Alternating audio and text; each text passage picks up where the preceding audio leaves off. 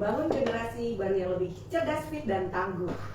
Terima kasih, hari ini kita sudah datang tamu yang luar biasa dan pasti spesial sekali, yaitu ada founder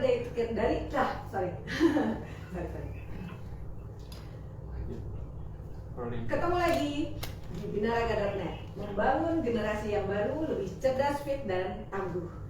Hari ini kita kedatangan tamu 3 narasumber yang luar biasa, tentunya lebih bermanfaat dan mudah-mudahan nanti akan menjadi salah satu barometer ilmu terbaru dari Binaraga.net. Ada siapa hari ini? Tentunya kita sambut founder dari Ketofastosis Indonesia, yaitu Mas Tio Prasetyo. Dan kemudian ada personal trainer kita 2 orang, yaitu Coach Doni Brahmandika dan juga Coach Rega Himawan. Hari ini kita akan membahas apa ya, kayaknya nih narasumbernya ganteng-ganteng. Nggak mungkin saya ganteng. Paling ganteng sudah. Ya. Ini paling cantik. Ya. Kalau dari penampilan sepertinya nggak beda jauh ya dari tema Binaraga.net, karena sudah terlihat nih pumping otot-ototnya nih ya. Dan tentu saja kita akan membahas sesuai dengan tema kita hari ini, yaitu Ketofastosis Lifestyle. Selamat datang Mas Tio. Terima kasih Mbak Hari. Ya, bawa Terima kasih, 2 personal trainer khusus. Ya, Mas Rega. Oke, Mas Tio, seperti yang kita tahu, saat ini kan sangat booming ya, atau trending gitu untuk ketogenic lifestyle, kemudian membangun otot. Kayaknya ada nuansa-nuansa setelah pandemi ini kita kapok kalau kita nggak sehat. Nah, boleh cerita sedikit dong Mas, ini kan kalau Ketofastosis Indonesia itu singkatan dari Fasting on Ketosis. Ya, Nah, artinya fasting on ketosis. betul. Coba cerita sedikit dong Mas tentang Ketofastosis Lifestyle ini. Ya, Ketofastosis Lifestyle ya. Jadi desain awalnya Ketofastosis Lifestyle itu kenapa dibilangnya fasting on ketosis? Karena aku berangkatnya awalnya bukan dari diet keto. Bukan dari diet keto. Ya. Oke. Jadi kan kalau mau tahu basic awalnya aku menciptakan Ketofastosis ini, namanya ya itu sebetulnya untuk kebutuhan pribadi, untuk kebutuhan ikhtiarku menyembuhkan anak. Nah itu awalnya kayak gitu. Jadi dulu singkatnya aja ya, dalam usaha aku dulu mencari jawaban, ada kata yang disebut namanya myelin. Oke. Ya nggak gue tahu ya, tapi ya terlalu lama nanti jelasinnya. Nanti kita akan mendapatkan kuliah khusus. Ya itu lama. Kalau jelasin itu bisa sampai besok Iya. pagi. Tapi intinya reasoning kenapa nggak ada diet keto, karena awal itu dari mencari jawaban untuk pembentukan myelin di otak anakku yang mengalami cerebral palsy, dan ternyata menemukan bahwa myelin itu bahan bakunya kolesterol, dan akhirnya menemukan pula bahwa kolesterol tidak bisa menjadi bangkotan, dan akhirnya menemukan pula bahwa ternyata kolesterol itu harus disintesis secara de novo, disintesis mandiri oleh sel otak sendiri. Dan ketemu lagi ternyata bahan baku yang dipilih untuk sintesis kolesterol dan myelin, dan akhirnya myelin itu di otak, ternyata asetoasetat atau disebutnya keton. Oh, panjang Nah, sekali dari ya. situ, dan simpel aja ya. Dari situ ketonnya sendiri, jurnal-jurnal 13 tahun yang lalu ya kira-kira, itu kebanyakan kalau kita cari itu jatuhnya kita ketemunya jurnal starvation. Starvation, Ya, artinya akibat lapar. kelaparan. Oke. Nah, kan itu negatif banget ya. Jadi karena aku dulu menemukannya dari jurnal yang kondisi ketosis itu ditemukan pada orang yang kelaparan, Oke. tawanan perang dan sebagainya. Tapi ternyata keton itu penting untuk pembentukan myelin anakku. Jadi aku mencari make sense-nya di mana. Akhirnya ketemu make sense-nya itu ya ternyata starvation itu bukan hal yang negatif. Walaupun ditemukannya di saat setelah zaman modern ini ditemukannya di kondisi yang negatif, seperti orang yang kelaparan, di belahan bumi yang kelaparan atau tawanan perang dan sebagainya. Ternyata starvation ini merupakan suatu hal yang normal terjadi di masa lalu, ancestral lifestyle ya, di masa lalu saat manusia masih cari makan. Itu sebabnya ternyata starvation itu kalau kita terapkan di masa kini akhirnya menjadi fasting. Ya. Kalau fasting itu artinya kita ada makanan tapi kita abstain, kita menunda makan. Artinya kita kan sengaja tidak makan, itu disebut fasting. Tapi kalau starvation itu sendiri kan memang tidak ada makanan. Dan yang terjadi di masa lalu mungkin di masa paleolitik jutaan tahun manusia mencari makan, ya fastingnya bukan disengaja karena mencari makan. Kondisi ya. Kondisi. Nah, jadi itulah sebabnya kenapa ketemunya dari fasting, dan ternyata fasting itu tidak sulit atau bahkan mudah ya saat sudah di kondisi ketosis. Nah, jadi ketosis, fasting on ketosis itu artinya fasting yang bukan sekedar fasting biasa. Kan banyak orang berpuasa, tapi kan belum tentu mereka di kondisi ketosis. Memperjelasnya bahwa fasting yang dijadikan gaya hidup di ketosis faster ini ialah fasting di mana tidak membuat tubuh stres. Karena kalau yang pernah mengalami fasting atau sengaja fasting di luar ketosis seperti fasting lainnya, pasti kan merasakan kalau makin lama fasting kan lapar, gemeter, adalah rasa tidak nyamannya dari fasting. Kalau sudah jelas tidak nyaman, kenapa malah jadi gaya hidup? Nah, itu dia aku mau jelaskan bahwa karena fasting di sini fastingnya on ketosis. Apa bedanya fasting biasa yang non ketosis? Ketosis itu artinya liver kita membuat keton. Artinya keton tersebut menjadi bahan bakar di otak. Pertanyaannya ialah, dari mana asalnya keton itu? Keton itu berasal dari lemak di badan kita sendiri saat kita tidak makan apa-apa atau berpuasa. Nah, jadi sebetulnya dengan adanya keton ini, otak kita secara tidak langsung bisa mengenali lemak di badan kita sendiri yang merupakan cadangan lemak kita. Dan mungkin orang-orang yang gemuk mungkin puasa itu sulit, padahal kalau dipikir tangki bensin mereka besar cadangan lemaknya. Tapi kenapa mereka cepat lapar atau bergejala, artinya stresnya meningkat saat ditantang oleh kondisi tidak makan atau berpuasa? Artinya something wrong. Artinya otaknya sebagai pusat komando ya tidak mengenali lemak sebagai tangki bensinnya. Itu sebabnya makanya fasting on ketosis ini memperjelas bahwa fasting yang mudah ialah fasting di saat otak sudah bisa mengenali lemak sendiri di badan. Jadi tubuh kita yang punya tangki bensin lemak ya kayak contohnya aku walaupun body fatnya rendah tapi masih ada lemak dong. Masih. Nah, aku sendiri pun sampai jam sekarang belum makan terakhir habis maghrib kemarin. Berarti kan aku biasa makan sekali sehari dengan body fat rendah. Artinya kan lemak di bawah 10% pun masih bisa mensuplai energi ke otak tuh dengan mudah kan? Berapa persen lemaknya mas? Pokoknya di bawah 10%. Di bawah 10% luar biasa. Tapi intinya gini. Intinya fasting on ketosis itu memperjelas bahwa fasting itu akan mudah jika dilakukan di kondisi saat otak sudah kenal tangki bensinnya. Akan sulit dijadikan gaya hidup sehari-hari bila masih belum mengenali bahwa lemak di badan itu tangki bensinnya. Jadi fasting on ketosis basicnya ialah seperti itu. Jadi akan mengajarkan gaya hidup berpuasa setiap hari. Ya, berarti sumber energinya bukan dari luar aja ya mas? Maksudnya dari makanan? Kalau ketosis, kondisi ketosis, ketosis itu simpelnya gini. Ketosis adalah fisiologi di mana di tubuh manusia tersebut ada keton di darah. Itu basic ketosis. Ketonnya itu berarti bahan baku atau apa mas? Keton itu multifungsi. Jadi keton sendiri biasanya kalau yang berangkatnya dari diet keto, tahunya keton itu biasanya untuk energi, tenaga. Memang pertama kali ketosis, keton yang meningkat bisa dipakai selain di otak, bisa dipakai di otot, di jantung dan sebagainya. Tapi in the end, seiring adaptasi ketosis kan keton yang di darah turun. Akhirnya memang yang harus selalu pakai keton hanya tinggal otak. Seperti awalnya ketosis itu fungsinya ada adalah supaya otak bisa kenal lemak. Karena kalau nggak ada keton, otak tidak bisa kenal lemak. Nah, secara fisiologi lemak yang beredar di darah kita saat kita tidak makan kan berarti kan pipi perut paha kita yang berlemak ini melepaskan lemak ke darah untuk dipakai seluruh tubuh sebagai energi. Tapi masalahnya bisa pakai misalnya cuma otot, jantung, liver, semuanya bisa pakai lemak. Masalahnya lemak yang dilepas ke darah ini kan tidak bisa menyeberang ke otak. Alasannya karena pembuluh darah di otak berbeda dengan pembuluh darah di perifer lainnya. Pembuluh darah di otak itu disebut namanya blood-brain barrier. Dia lapisan pembuluh darahnya lebih tebal dan lebih selektif terhadap substrat atau materi yang bisa menyeberang. Nah, jadi kalau lemak beredar di darah itu kan tidak pernah bisa sendiri. Dia itu selalu harus bound dengan partikel lain yang lebih soluble di darah cairan. Artinya harus bersifat hidrofilik. Sedangkan lemaknya sendiri hidrofobik, termasuk kolesterol.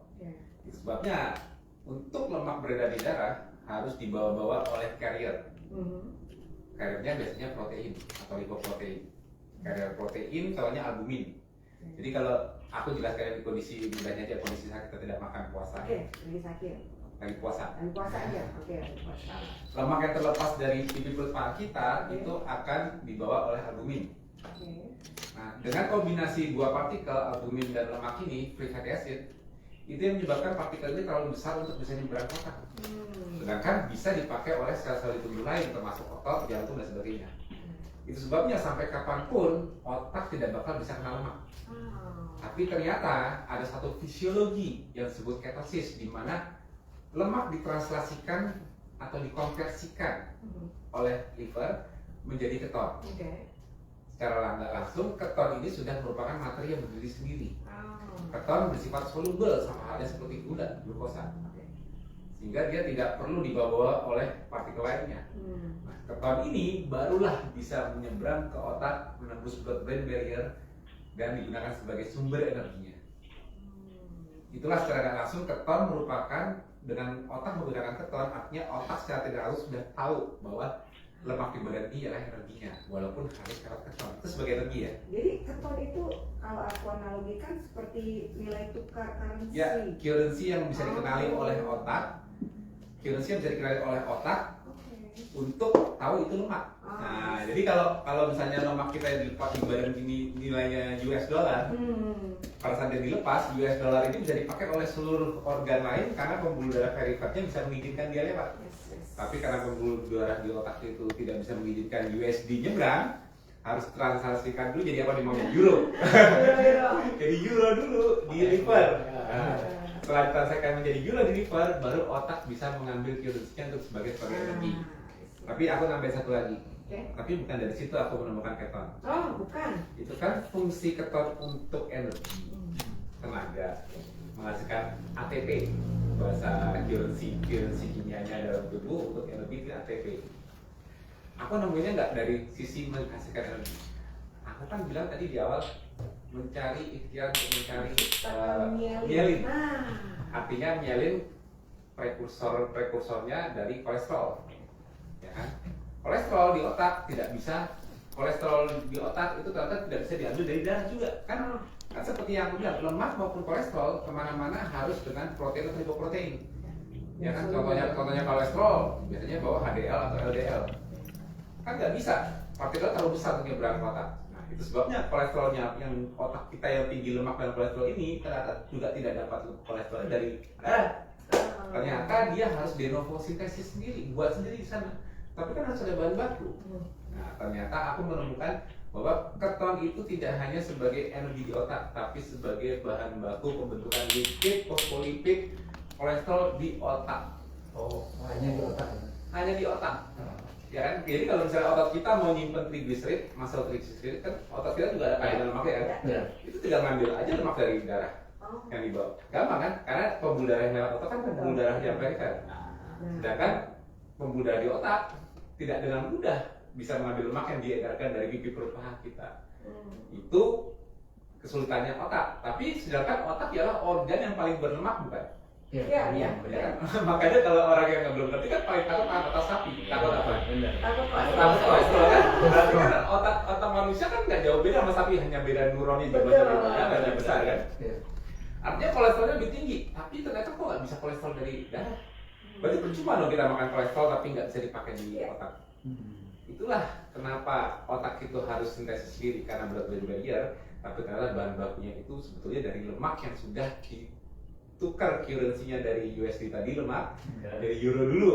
Nah di sana itu bisa kembali menjadi kolesterol dan lemak pula. Iya. Nah, jadi aku mengenal ketosisnya itu, mengenal keton itu dari fungsi untuk biosinesis, fungsi bahan baku, bukan fungsi bahan bakar. Walaupun akhirnya aku tahu bahwa keton itu bisa sebagai bahan bakar, dan itu ternyata bahan bakar yang paling penting di otak untuk bisa mengenali tangki bensinnya, lemak di badan. Waduh. Luar biasa ya. Ini para pemirsa kayak Binaraga dia Dota. bisa mengkonvert ya. Ya. Ya, jadi kuncinya liver. Nah, Liver, makanya ya. pada penasaran nggak? Livernya. Bagaimana caranya liver bisa mengkonversi lemak jadi keton? Penasaran ini. Bukan. Ya. Penasaran ini. Penasaran ini. Apa syaratnya liver bisa merubah Apa syaratnya? lemak menjadi keton? Kan tadi kan pengennya KTP, kakak. Bukan ya? Syaratnya apa nih? yang pasti bukan SIM juga. Tapi gini, intinya gini. Butuh selfie sih biasanya. Intinya gini. Lemak itu dapat dengan mudah dipakai oleh organ-organ tubuh lain di luar otak. Ekstra cerebral tissue bisa pakai lemak dengan mudah, lemak dan kolesterol. Ya. Tapi otak eksklusif, dia terlindungi oleh blood-brain barrier yang tebal ini. Dan bagusnya mungkin ada yang suka berpikir, kenapa sih kok otak harus dikasih blood-brain barrier? Kenapa sih kok dia harus selektif? Karena misalnya contohnya kita terjadi infeksi. Kalau lagi ada infeksi kan kita ada peradangan. Iya kan? Ada peradangan kan? Ada inflamasi. Itu faktor-faktor inflamasi, nggak usah dihafalin yang sebut namanya sitokin ya. Faktor-faktor inflamasi ini kalau di perifer kita merasakannya bisa kayak sakit, meriang, demam. Bagaimanapun juga satu-satunya organ yang tidak boleh mengalami inflamasi berlebih atau tidak boleh mudah ditembus oleh infeksi sendiri oleh patogen itu adalah otak. Jadi kalau kita mengalami peradangan di tubuh itu masih bisa terobati, tapi kalau peradangannya sudah di otak urusannya beda. Kalau sampai otak itu sudah meradang, urusannya sudah beda, jauh lebih severe, lebih parah dibanding kalau peradangannya masih di luar otak. Pusat komando ya. Karena pusat komando, itu sebabnya memang dari desain awalnya manusia, otak itu ialah organ yang paling terlindungi. Contoh jantung kita, yang melindungi cuma iga kan? Iya kan? Iya. Apalagi tubuh kita, otot kita cuma melindungi kulit, ya. Tapi lihat keras ini, bunyi ya. Iya, benar. Ada sakit terbejo. Bunyi Tapi artinya ini menunjukkan bahwa yang paling terpenting di tubuh kita ternyata dilindungi paling kuat, paling keras, ya kan? Iya. Anti benturan, walaupun jangan sampai kebentur ya, jangan saja dibenturin. Anti benturan kan? Makanya itu perlunya helm. Kalau perlu ya. Yang anti benturan fakas kepala juga. Nah, makanya karena otak itu organ paling terpenting, tanpa otak we are nothing. Ya. Artinya pembuluh darah yang mengalirkan nutrisi ke otak pun juga harus selektif. Karena juga memberi perlindungan. Itu awalnya kenapa ada blood-brain barrier. Impact-nya, partikel patogen aja nggak boleh lewat, ya kan? Otomatis patogen itu biasanya berukuran besar. Ya nggak besar sih, cuman dibanding partikel lain dia lebih besar dibanding glukos kan? Karena dia kompleks kan patogen itu kan, contohnya virus. Nah, apalagi lemak. Lemak kan kompleks. Kalau lemaknya sendiri mungkin enggak, tapi karena lemak nggak bisa beredar di darah sendiri, dia harus dengan partikel lain, berarti kan jadi kompleks kan? Ya, mau nggak mau, suka nggak suka, akhirnya lemak tidak bisa diakses oleh otak. Padahal ini paling penting kenal dengan tangki bensin. Tangki bensin lemak jadi nggak bisa dikenal gara-gara ada sistem blood-brain barrier ini. Tapi tenang, nature has found a way. Wih. Apa itu? Nature has been way. Sebenarnya bukan nature sih, memang kita diciptakan seperti ini. Oke. Desain Jadi desain memang basicnya. manusia Nah, Kan seperti ini. ya, jadi Iya. desain basicnya tubuh ternyata baru ketahuan sekarang. Ternyata in order ya, dalam rangka untuk otak bisa mengenali lemak seperti organ-organ lainnya di tubuh, untuk bisa dipakai kapanpun juga, walaupun belum makan, itu harus ditransaksikan dulu menjadi keton. Seperti yang kita tadi. Makanya barulah make sense apa fungsi keton sebenarnya. Ternyata itu hanya untuk currency yang bisa dipengaruhi oleh otak, sehingga bisa tahu kalau ternyata lemaknya masih saya sedikit, kamu banyak mungkin. Oke, berarti Oh iya, aku belum sampai ke syaratnya. oke, syarat yang tadi Syaratnya. KTP belum ya? Ya, bagaimana syaratnya kita bisa buat keton? Oke, ya. Syaratnya kan berarti kan liver sebagai konverternya harus bisa merubah lemak jadi keton dulu. Benar. Kapan liver mau mengubahnya?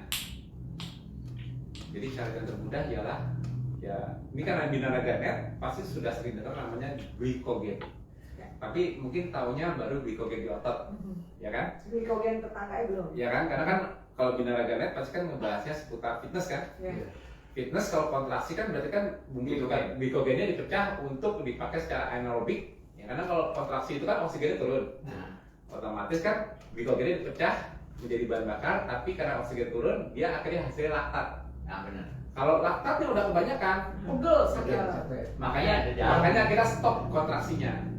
Makanya kemampuan angkat beban kita terbatas. Kenapa? Mengangkat beban itu menurunkan oksigen di lokasi otot yang dilatih. Betul kan? Iya. Betul. Oksigen turun menyebabkan energi yang digunakan otot untuk mengangkat yang sedang berkontraksi harus menggunakan glukosa dalam bentuk glikogen. Glikogen itu cadangannya kan? Iya. Nah, cadangan yang dipakai otot ini, glikogen ini selalu menghasilkan parsial, tidak pernah sampai habis pembakaran menjadi CO2 dan H2O. Karena tidak ada oksigen kan, CO2 dan H2O kan ada O-nya kan? Sedangkan kalau nggak ada oksigen berarti tidak bisa dioksidasi, artinya dipakai secara substrat level namanya, menghasilkan laktat. Nah, laktat ini yang membuat kita pegel-pegel. Makanya kita capek cuma kuat sekian repetisi, gitu kan? Nah, itu namanya glikogen di otot. Tapi tahu nggak, liver pun juga ada glikogen. Nah, Nah ini yang menarik. ini yang menarik kan? Karena binaraganet pasti identiknya belajar glikogen untuk otot. Aku jelaskan ketosis, aku jelaskan glikogen di liver. Fungsi glikogen di liver itu kebalikan dari otot. Kalau otot ada glukosa diambil, disimpan sebagai glikogennya dia sendiri. Betul. Untuk dia sendiri kalau nanti dia butuh gerakan anaerobik, Eksklusif. kalau dia disuruh kontraksi baru glikogen cadangan dia dipakai, ya kan? Makanya kalau dia dapat gula, dia simpan jadi glikogen dia. Kalau gula di darah lagi turun, kira-kira otot mau nggak ngasih cadangan gula dia kembali ke darah supaya gula nggak mengebantu supaya gula nggak turun? Ya kan? Nggak mau, dia eksklusif. Hanya untuk Cuan. jadi walaupun otot kita besar, Egois. ya walaupun secara fisiologi otot kita itu bisa menyimpan sampai 500 gram glikogen, Oke. ya 500 gram glikogen bisa disimpan di seluruh otot kita. Mungkin yang otot lebih banyak glikogennya. Tapi mereka selfish, glikogen di otot ya hanya untuk otot sendiri. Jadi kalau liver yang punya glikogen, liver itu disebutnya namanya organ distributor, distribusi semua kebutuhan organ-organ lain untuk energi dan sebagainya itu diatur oleh liver. Itu sebabnya glikogen di liver sifatnya pada saat dia ada gula yang kita makan dari makanan, kita makan karbohidrat nih, nasi, mie, maupun gula pasir sendiri lah, pokoknya namanya karbohidrat. Itu kan cuma nama di makanan kan. Setelah masuk ke pencernaan kita kan ke darah kita namanya glukosa kan? Atau gula kan? Ya, apapun nama makanan karbohidrat. Nah, kalau yang masuk itu gula, jalur pertama yang akan diisi sebelum diedarkan ke darah ialah glikogen di liver. Nah, jadi glikogennya berasal dari makanan kalau di liver. Dan kalau lagi nggak makan, lama-lama kan gula darah bisa turun. Nah, supaya gula darah nggak turun, berarti tugas liver lah untuk mengembalikan cadangan glikogennya kembali ke darah. Jadi jadi yang menjaga gula darah selama kita tidak makan itu cuma liver. Kalau non ketosis, bukan ketosis, artinya cuma mengandalkan glikogen di liver. Wah, kalau gitu glikogen di liver banyak dong untuk menjaga gula darah sama nggak makan kok. Berarti banyak dong, lebih banyak dari otot. Salah. Otot bisa 500 gram, liver cuma 80 sampai 100 gram tok. Hemat. Kira-kira kalau dipakai buat aktivitas berapa jam? Nggak usah buat aktivitas, nggak ngapa-ngapain, Habisnya. tapi kita nggak ngisi gula lagi. Glikogen di liver dalam usahanya mempertahankan gula darah, ya dia keluarin lagi menjadi gula, disebutnya glycogenolysis. Itu cuma bertahan 26 sampai 28 jam, habis itu nol. Apalagi kalau kita beraktivitas fisik lebih cepat lagi kan konsumsi gulanya, jadi lebih cepat dari 26 jam pemasaran glikogen di liver karena kebutuhan gulanya harus dipenuhi oleh cadangan glikogennya. Otomatis disitulah kenapa kalau kita hanya mengandalkan gula untuk energi otak, kita tidak bakal bisa bertahan lama di kondisi tidak makan. Karena begitu gula mulai turun, glikogen udah habis, gimana dong?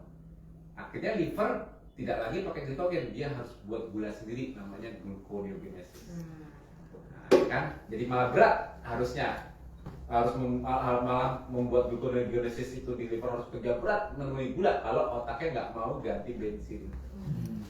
Sedangkan yang banyak di tubuh kita saat tidak makan kan lemak. Iya. Nah, itulah syarat supaya liver mau merubah lemak menjadi keton, menjadi currency yang bisa digunakan di otak. Glikogen di livernya harus 0 dulu. Oke. Berarti harus nggak makan 26-28 jam. Enggak juga. Enggak juga, bukan Kan cuma. tergantung dari aktivitasnya. Iya. Enggak juga. Jadi ya tidak harus tidak makan 26-28 jam. Walau secara fisiologinya kalau kita tidak makan apa-apa selama 26-28 jam, glikogen di liver kosong, liver baru merubah lemak yang masuk ke liver kembali menjadi keton. Perubahan currency. Nah, tapi aku belum kuat mas kalau nggak makan 20-28 jam. Ya kan?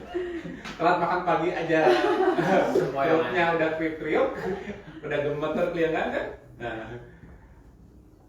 tapi oke lah, nggak apa-apa. Tapi caranya ialah gini, jangan memakan sesuatu apapun yang kalau masuk dari mulut diserap di usus memberikan gula yang mampir ke liver. Berarti referensi menu gitu ya. Ya, jadi cara untuk mengosongkan glikogen di liver agar 20-28 jam ini kita bisa lalui tapi tetap bisa makan adalah makan yang tidak mengandung karbohidrat.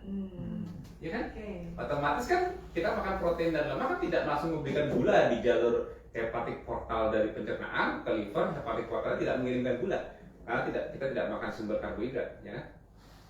Artinya selama 26-28 jam ke depan tetap akan kosong nggak nantinya?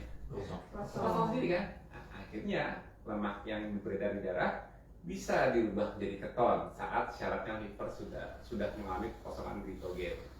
Disitulah baru otak sudah switch fuel dari tadinya nyari gula bisa melihat pipi perut paha kita ternyata wow, ternyata selama ini teki bensin itu banyak ya, kemana aja. Jangan pipi yang tembem. Ya kan? Akhirnya orang yang gemuk, Iya. yang tadinya dia bisa survive sebenarnya. orang gemuk yang harusnya kemampuan survival tinggi karena cadangan energi banyak dalam bentuk lemak, kok malah lebih sulit berpuasa. Ya. Tapi begitu dia ketosis, otaknya teriak duluan, Eureka, kemana aja gue selama ini? Ternyata di mana-mana teki bensinnya. Di paha. Akhirnya bisa mengakses. Itulah akhirnya seorang begitu ketosis, artinya dia memerdekakan otaknya dari belenggu keharusan gula. Betul. Karena selama ini manusia ternyata kalau makan gula kebanyakan pun disimpannya jadi apa? Jadi lemak. Gak mau disimpan jadi gula tetap kan? Gak mau jadi Gak mau gula. sampai 500 kan gulanya? Fat storage ya. Ya. That's so Semua ekses kelebihan dari makanan kita disimpannya selalu dalam bentuk lemak, artinya cadangan energi. Artinya itulah yang harus dikenali tubuh kita saat kita belum makan. Terutama yang harus kenal siapa? Otak kan? Ya. Itu aja. Berarti kondisi ketosis itu kita sudah tahu ya, simak dari tadi ada prosesnya gitu ya, sampai tercapai kondisi ketosis. Tadi kan baru dibilang Mas Tio caranya dengan fasting, kemudian referensi menu yang tidak mengandung karbohidrat. Dengan dua ini aja udah tercapai Mas, bisa ketosis. Bisa. Oke. Dengan kalau fastingnya, dengan fasting sendiri butuh 28 jam. Oke. Dengan pemilihan menunya juga sama waktunya 26-28 jam. Oke. Tapi ini berbeda-beda setiap orang. Oke. Tapi mapnya kita anggap aja 2-3 hari ialah proses transisi ketosisnya. Oke. Ini berhubungan juga dengan katanya nih ketofastosis ini ada 5 pilar. Ini baru 2, Mas Tio jelasin. Ya. Perlu berapa hari lagi kita penjelasan? Nah, boleh diceritain Mas di dalam ketofastosis lifestyle itu ada protokol dan 5 pilar itu seberapa penting dan apa aja gitu Mas? Untuk bisa meraih Iya. keluasaan dan istilahnya tadi apa, kebebasan otak kita untuk mengenali sumber energi yang dari dalam tubuh itu sendiri. Ya, kalau tadi kan aku lihat ceritanya kan masih basic ya, masih basic mengenai keton itu apa, bagaimana cara bisa membuat keton. Dan aku juga sempat mengulas awalnya aku berangkatnya dulu, aku menciptakan KF ini ternyata bukan dari menggunakan keton untuk energi seperti Betul. diet keto ya. Ya, Tapi aku mau mencari bahan baku untuk kolesterol di otak. pembentukannya. Ya, itu awalnya. Dan kalau kita tadi di awal aku udah ngomong jurnal-jurnal di masa lalu kalau nyari keton ketemunya di starvation. Starvation. Betul. Jadi dulu starvation itu menggiringku untuk menormalkan bagaimana membuat starvation itu terlihat normal, Ah, ya kan? itu ada sesuatu yang sebenarnya kita jalanin kok gitu ya, sesuatu yang normal yang Sekarang sih nggak normal. iya maksudnya seharusnya gitu ya. Harusnya normal, tapi kapan normalnya starvation Hmm. yang menghasilkan ketosis itu terjadi? Oke. Normalnya ialah di saat manusia masih mencari makan, Oke. bukan Masih- membeli makan. bukan pesan dari aplikasi ya Mas. Ya, bukan. Kalau sekarang kan kita juga cari makan, bedanya kan kita nggak langsung cari makannya. Tapi kita kalau cari makan sekarang kan ke restoran cari makan yuk. Iya. Di sana kan kita beli kan. Beli, Nah, udah tersedia. kalau gitu. kita mau bekerja, betul kita cari makan apa cari duit? Cari duit. Cari duit dulu kan. Cari duit buat beli makan. Nah, Ya, oke. ada masanya di mana nggak ada duit. Ya. Masa di mana manusia cari makannya bener-bener cari makan. Iya. From scratch gitu ya dari. Ya, from the scratch. Dari mulai bangun pagi, Mhm. mereka nggak punya makanan. Ah, Dari bangun pagi, mereka mencari makanannya untuk bertahan hidup. Betul kan? oke. Dan ternyata hal ini terjadi jauh lebih lama dibanding kondisi kita membeli makan. Nah, Kalau bisa dibilang dalam jutaan tahun hidup manusia di bumi 99,99%, bayangkan 99,99%, berarti cuma berapa persen tuh sisanya? 0,01. 99,99% itu ialah manusia cari makan Ah. jutaan tahun di bumi, dan baru sekian persen kecilnya itu manusia bisa membeli makanan dengan mudah. Makanannya disediakan oleh orang lain, kita tinggal beli makannya. Jadi desain manusia dari basicnya ya mencari makan. Ya. Mencari makan di kondisi bangun pagi nggak punya makanan, kan cari. Kalau ada makanan kenapa harus dicari? Ya kan? Betul. Masalahnya nggak ada, jadi harus selalu mencari. Nah, dari situlah baru ketos itu make sense, starvation itu make sense, lapar itu make sense, bukan lapar ya, kondisi tanpa makanan itu make sense, masuk akal. Jadi jutaan tahun. Artinya manusia harus bisa mencari makan tanpa makan lebih dulu. Beda dengan kita sekarang. Sekarang, yuk berangkat kerja yuk, udah ditutup bos. Nah, dulu, udah sarapan belum? Lalu makan dulu biar kuat. Ya, selalu kita berpikir bahwa kalau kita mau melakukan suatu aktivitas fisik, ya aktivitas yang berat ataupun berpikir berat, bekerja, kita harus memodali diri kita dengan makan dulu. Yang mau latihan makan dulu. Mas. Ya, kalau mungkin di dunia raganet atau konsepnya lah mau nge-gym, ayo makan dulu, ya kan? Terutama gula dulu, karbo dulu, supaya ada tenaga buat nge-gymnya, biar power, ya kan? Iya. Ya, Itu itu kan karena beda. ya kan konsep sekarang, itu konsep modern sudah terjadi lama sepanjang kita terlahir kan? Iya. Tapi sepanjang manusia hidup tidak seperti itu. Jadi kita tidak bisa minta rewardnya. Makanan itu sebetulnya reward. Kita tidak bisa minta reward di depan, baru kita work, bekerja. Yang terjadi sebenarnya ialah konsepnya ialah harusnya work dulu baru reward. Yes.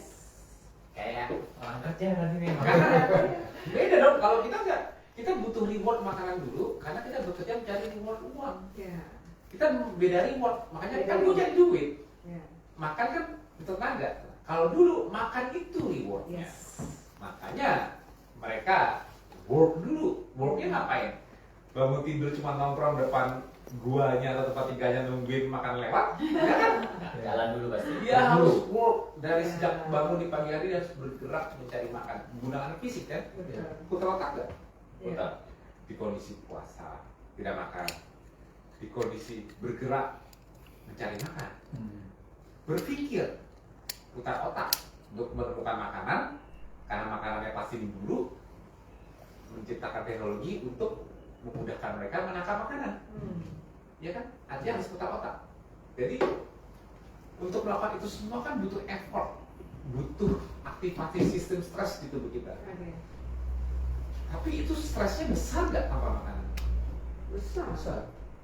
Kita sekarang besar. Oh, oke. Sudah pernah nyoba kan telat makan, harus bergerak jalan, muter otak, belum makan, rasanya gimana?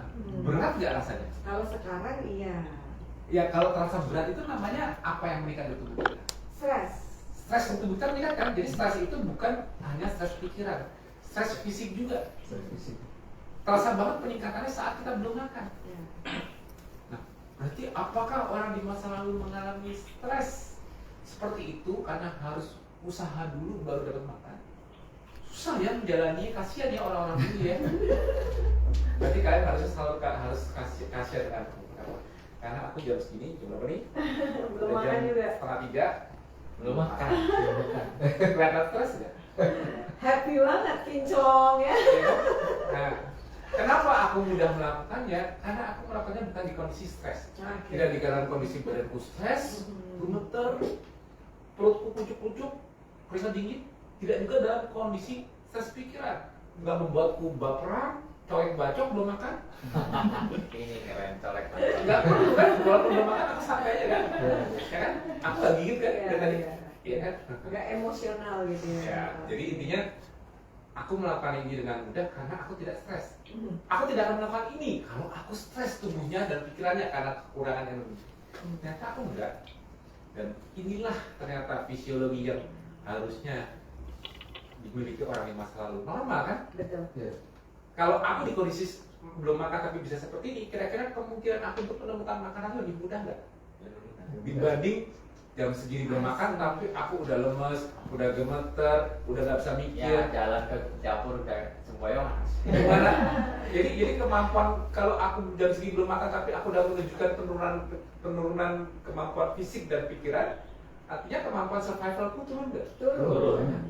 Itulah sebabnya kenapa starvation menjadi make sense, ketosis di kondisi starvation menjadi make sense. Ternyata terjadinya itu bukan sekarang normalnya. Iya. Normalnya dulu jutaan tahun yang lalu saat manusia masih cari makan. Oke. Ini di tubuh kondisi seperti ini, kemampuan fisik seperti ini, otak bisa kembali makan ini diperlukan kalau cari makan. Iya. Kalau sekarang makan di dalam beli sih sebetulnya perlu nggak ya? Ya nggak tahu juga sih. Tapi nggak makan. Tapi kalau dulu mutlak nggak diperlukan. Mutlak. Mutlak. Kalau nggak kita nggak ada di sini. Iya. Ancestor kita udah pernah duluan. Kenapa? Karena setiap nggak makan sebentar mereka udah makin nggak mampu cari makan. Nggak mungkin. Disitulah awalnya aku menemukan starvation, Oke. menormalkannya di sisi ancestral. Kalau ketosis itu atau adanya keton di darah itu normal di kondisi mereka, dan sekarang mungkin tidak normal, Tidak biasa. tidak biasa ya. Coba kalau ada orang di darahnya ada keton, Nah, pilihannya antara dua. Lu keto ya. Ya. Kedua, lu diabetes. Ah, ya. Ya kan? Karena sesuatu yang aneh, ada keton di darahnya. Tapi di masa lalu, mereka nggak tahu mereka punya keton. Yang pasti jam segini belum cari makan, ya aku harus bergerak lebih cepat untuk bisa menemukan makanannya. Makin lama nggak makan, makin bisa putar otak. Ya. Larinya bukan makin lemah, harus makin cepat. Ya. Kan makin lama nggak makan, semakin kuat, artinya meningkatkan survival, meningkatkan probabilitas menemukan makanan. ya. Nah, itulah seharusnya fisiologi manusia sebenarnya. Kalau keton ini normalnya di masa mereka, yuk, kenapa aku ciptakan 5 pilar? Karena keton yang normal dulu di mereka hidup di alam liar untuk survival. Dan di sana juga dikasih clue-nya. Kalau orang punya keton di masa lalu, biasanya kalau pagi udah makan Belum. normal ya, Normal. pasti dari setiap pagi hari. Betul. Kalau orang yang normalnya di dalamnya ada keton di masa lalu ya, bukan sekarang ya, Oke. normal nggak kalau mereka cari makan bergerak? Normal. Jadi bergerak tanpa makanan itu hal yang wajar ya setiap pagi hari ya. Normal. Bahkan seperti halnya berolahraga tanpa makan ya. Betul. Ya. Nah kalau orang di masa lalu rewardnya apa? Uang apa makanan? Makanan. Kalau udah ketemu makanannya, kira-kira relax gak dia? Relax. Relax. Ya. Kalau Santai. kita, Nggak ada gampang ini, makanan. kalau belum mudah, kita kan cari duit rewardnya. Iya. Kita reward dimakan dulu, baru work, baru kerja. Masa gini ya. Reward duit, senang nggak? Senang. Relax gak? Relax. Tapi kalau cuma makan doang udah bisa bikin serelax duit, enggak? Udah. Ternyata makanan tuh sudah membuat orang di masa lalu relax, ya kan? Nah, jadi penting mudahnya manajemen relaksasi, manajemen psikologi di masa lalu apa? Karena yang mereka mau itu simple, mereka cuma mau makan. Nah, sekarang dapat duit, belum tentu relax. Kenapa?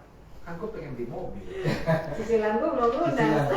Kan gue butuh ini, terlalu banyak keinginan, Kan akhirnya butuh eksis. ya akhirnya kita uangnya kita too much, Yes. akhirnya kita depres, artinya kita membuat stres kita sendiri, ya kan?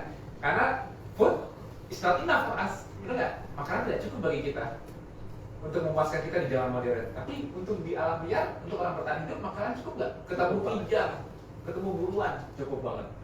makanya mudah nggak mengatur relaksasi sama manajemen Mudah. stresnya? Itu dia. Dan apakah yang mereka makan di hutan alam liar? Hewan. Hewan. Ya kan? Kalau kita sekarang makan hewan aja bisa milih-milih. Nanti malam aku makan salmon, besok aku mau makan tuna, besok mau makan kambing, besok mau makan ayam, bisa milih.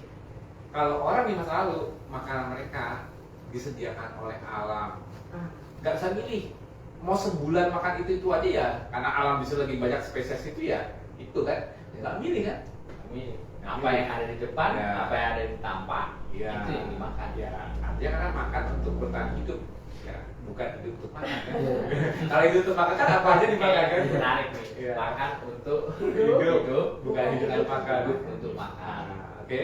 Nah, karena hanya diberikan oleh yang apa alam sediakan, otomatis nih rajanya camping, rajanya trekking, Iya, sering ke betul. gunung kemana-mana. Kita tanya Mas Rega langsung. Mas Rega, yang paling mudah kalau kita anggapnya nggak bawa bekal, kita ke gunung ke hutan itu, yang dimakan apa sih di sana yang kelihatan di alam yang disediakan alam itu yang bisa kita makan apa sih kalau kita di hutan? Nggak ada warung juga ya. Nggak bawa, jangan bawa, lupakan bekalnya. Mas Rega cuma modal golok satu deh. Cari binatang. Cari binatang kan? Iya. Loh, bukannya di hutannya lebat banyak daun-daunan? Ya kan nggak bisa juga kalau makan daun. Rasanya daun gimana? Juga nggak setiap daun bisa dimakan juga kan. Dan butuh ilmu kan, tahu daun yang mana kan? Betul. Nah, tapi kalau hewan lebih mudah kan? Lebih mudah. Nah, itu dia. Mancing ikan ya, mancing ikan. Nah, kalau suka ikan, yang kalau macam ikan. Kalau hewan kan lebih mudah dimakan. Ya, paling Kalau, tidaknya. kalau daun kan Pas susah. dimasak. Kalau misalnya nggak dimasak tiba-tiba beracun. Kalau ada daun kangkung nggak mau? Daun kangkung nggak ada di gunung. Ayam deh. Nggak ada juga mas. Nggak ada juga. Yang sana itu ada daun mahoni. Tapi misalnya ada, susahnya apa? Nggak bisa ditumis, nggak bisa Iya, disantan. betul. Jadi rasanya tetap nggak enak ya? Nggak enak. Akhirnya cari hewan juga ya? Iya. Hewan walaupun dibakar aja tidak pakai bumbu, enak nggak? Enak Enak juga. Karena ada lemaknya sih. Ada lemaknya. Itulah dia. Artinya di masa lalu, jutaan tahun lalu, manusia harusnya memilih makanan berdasarkan palatabilitas yang enak dimakan, nggak punya ilmunya tentang makanan, tapi yang dimakan jelas yang membuat lidah mereka mau menerima. Dan yang mereka makan jelas yang bergerak, dicari, diburu. Artinya sudah pasti rendah karbohidrat. Nah, kalau anggap aja di gunung atau di alam liar, kira-kira yang berburu kita aja manusia, apa ada hewan lain juga berburu? Ada saingan, ada Saing. saingan. Saing kan? Saing. Singa Ada predator kan? Iya. Iya. Oke. Nah, kalau makanannya sudah kita dapat, kita berburu kita tidak dapat, kita berani nggak makan di tempat kayak singa? Berani. Nggak berani. Nggak berani. Kalau singa berani tuh, dia makan nggak ada yang berani deketin. Kalau kita, Kita nggak berani sama singanya. jadi kalau kita dapat makanan di alam liar, makanannya kita apain dulu? Kita bawa pulang bukan? Bawa pulang ya. Ya, tapi kita sudah relax dong dalam makanan. Nah, kita bawa pulang ke tempat yang nyaman. Sampai di rumah sudah sore, udah bilang malam, kita proses, kita makan. Ayo, makannya jangan kebanyakan makan malam, ntar gemuk loh. Kira-kira manusia di masa lalu berpikir seperti itu nggak? Enggak. Enggak. Makan malam. Yang ada saat itu ya habisin aja. Intinya sampai kenyang, Sampai kenyang. Udah gitu. itu tidur. Udah capek, lapar seharian masa Iya. nggak Masih ditahan-tahan. nggak ditahan-tahan. Artinya Karena flow pola hidup seperti itu kan? Ada Iya. pepatah nggak perut nggak kenyang, makan tidurnya nggak kenyang. Ya. Tapi kan bukan sekarang konsepnya harus kalau mau makan banyak ya pagi. Kalau makan siang sedang aja. Makan malam sedikit atau hindari. Oh iya ya. Kalau malam nih kalau bisa jangan makan ya. Sekarang konsep sekarang. Ya, Itu dulu sih. Ya. Sekarang ya. Sarapan bagaikan raja. Ya, enggak, sarapan Makan tuh. siang enggak, kalau sarapan bagaikan raja makan banyak, siang bagaikan makan pangeran, malam bagaikan pengemis. Oh, Nah, gitu. jadi makin Kebalikannya. makin sedikit makannya. Yang sekarang tuh kayak gitu. Iya. Malam jangan makan. Tapi konsep ini berlaku nggak di masa lalu? Enggak Enggak. berlaku. Ya kan? Mau makan kayak raja pagi hari, makanannya mana? Iya. Karena nggak mungkin. Siang ketemu makanan diburu, makan di tempat nggak berani. Nggak berani. Akhirnya makannya di tempat yang aman, tempat tinggal masing-masing yang aman, misalnya di gua dan sebagainya kan. Nah, setelah Pulang lah ya. nah, ya dibawa pulang mereka proses dan pasti orang kalau mau makan itu harus di kondisi tenang, nyaman dan sudah rileks. Benar nggak? Artinya sebelum makan pun kita harus rileks dulu kan. Kalau kita masih stres ketakutan bisa makan nggak? Nggak bisa, nggak Iya nyenyak. kan? Enak kan rasanya kan? Nggak ketelan. Nggak ketelan kan? Nah makanya pentingnya relaksasi sebelum makan itu. Kita ketemu makanan kita harus sudah merasa dapat rewardnya. Kita sudah harus ke tempat yang aman supaya kita merasa safe dan nyaman.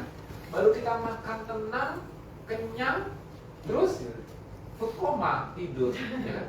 Nah, kira-kira kalau di hutan penerangannya apa sih? Api. Nah, paling bikin api kan? Iya. Api kalau enggak ya paling dari bulan. Ya, oke. Ya. Kalau dengan hanya api dan bulan, jam berapa kita mau tidur?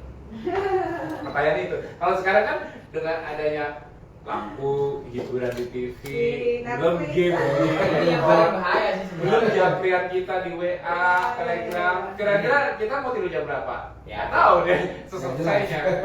Tapi kalau orang tinggal di hutan, alam liar, jauh nggak jarak mereka setelah makan dan tidurnya itu? Jauh nggak tidurnya itu dari tenggelamnya matahari? Enggak. Pendek. Pendek. Matahari sudah memberi clue untuk manusia di alam liar sudah dimatikan lampunya. Kalau di kita, anggap aja abis maghrib, PLN mati, tak, nah itu baru bener kayak di alam liar. Ya. Gelap kan?